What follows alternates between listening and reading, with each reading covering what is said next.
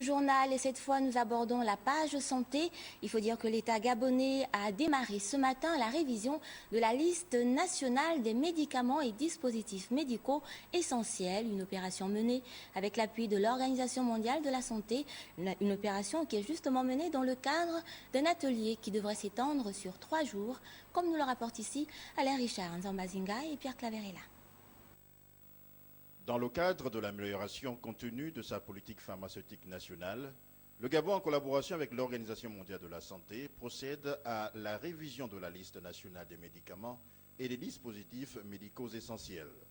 Le renouvellement de cette liste, qui se fait en synergie entre la direction du médicament et de la pharmacie et les prescripteurs des différentes régions sanitaires, devra aboutir à la mise à disposition des populations des médicaments de bonne qualité, sûrs et efficaces. La pharmacovigilance, c'est un point très important.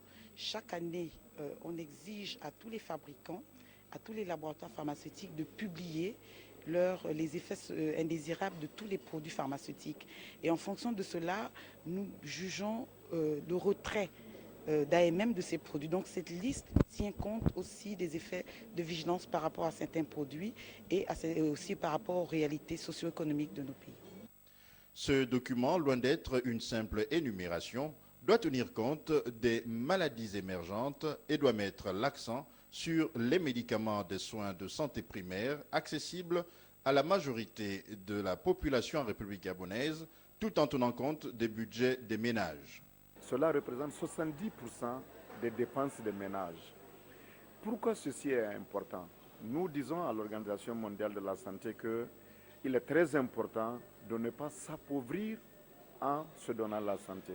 C'est ce que nous appelons les dépenses catastrophiques en santé. Il faut éviter que, quand on tombe malade, que ceci se transforme en ruine pour soi et pour la famille. Cet atelier a été ouvert par la ministre déléguée à la Santé, à la Prévoyance sociale et à la Solidarité nationale, qui a rappelé les attentes du gouvernement.